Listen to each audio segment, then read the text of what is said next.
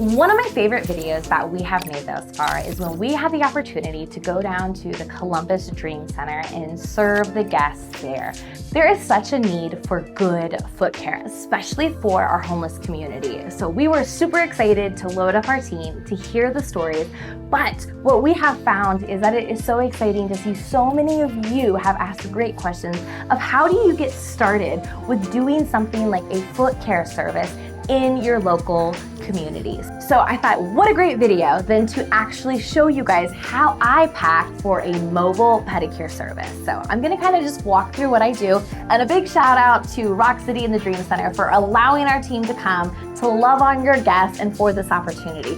We hope this video encourages you to use your talents to be a blessing to your community. So let's go ahead and jump in. Starting off with the top of my cart is one of the most important parts, and that is making sure that I stay organized with all my tools. I want to do a bunch of services without disinfecting in between. So I bring quite a few sets, and then if I run out, I'll just take a moment, take a break to stretch and to clean my tools. But it is very important to me to make sure that I'm still being compliant with my disinfectant process. So I recommend having a tray like this. That way I know where every single tool is and everything is well outlined and organized for me. So I have one tray that I put my pushers in. I have found that I actually really don't use my pusher because I'm not doing any kind of product application or color, but it's just part of wanting to have as a nail tech in my arsenal of supplies. So I do keep bringing the pushers.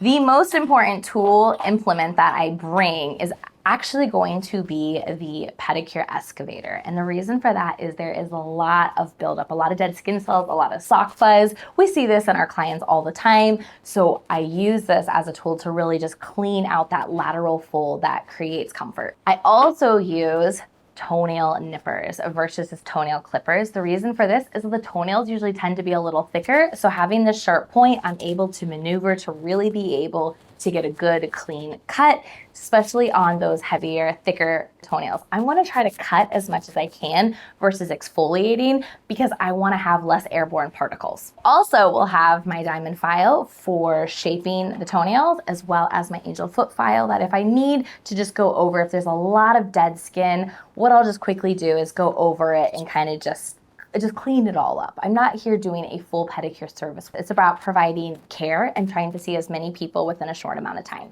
Another very important tool in my kit is just a nylon brush. So I tend to like this style of brush because they're a little thicker than some of the softer ones.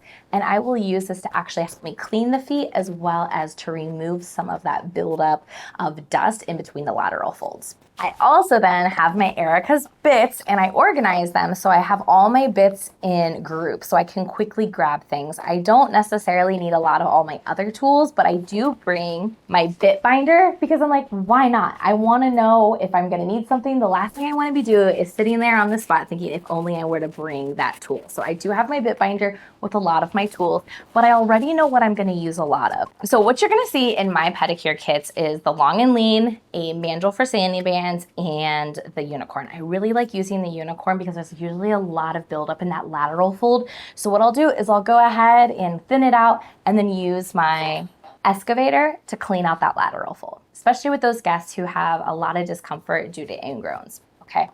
So another thing that you're going to find at my station is debulk carbide. So we have some for corns as well as toenails or thicker callus, and then there's quite a bit of corns, so I also have my corn bits. Again, you'll always notice that I have as many sets as I can take with me because I don't want to be stopping and disinfecting after every guest. And then lastly, my diamond pedicure bits. I have them like this. They're very easily stored and they're clean. All right, I put that all in my tray and that goes right on top because this is what I'm grabbing from on a regular basis. I put that right on top of my cart. So the next things that I'm going to pack on my cart is my Poto Expert line, including all the foams, the nail tincture, and of course the shoe and foot deodorant. So I just load that up. I also load it up in the order in which I am actually going to use it because I am a big believer is you can only be as quick as your process allows. So I want to make sure my process is as streamlined as possible. To finish the top row of my cart, I'm going to use oil. All right, that's my top row. It's going to be the section that I access the most. So this second row, I am actually going to use as kind of where I'm storing my tools that need to be disinfected.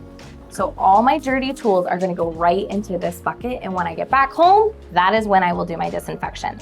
I also have this little tray, so depending on what I'm working on, I will put my tools there. Okay, so as I'm cutting the toenails, I have my rasp. If I need to come back to it, I will put it right there, and in between clients, as I'm letting my disinfectant sit on the chair as well as my stool, I will also spray down that tray. And then, of course, I have my e-file. Couldn't do this without it.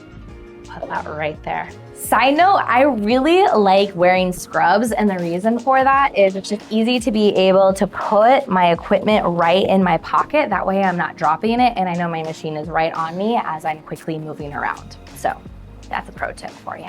So that brings me to the third tier of my cart, and that is for things that I need but don't need as readily. So what you'll find on there are sanding bands, just in case I need to take down any thickness, or even some gel polish. I have Q-tips in case I apply any Onifix. I also pack with me lint-free wipes and acetone in case anybody has polish.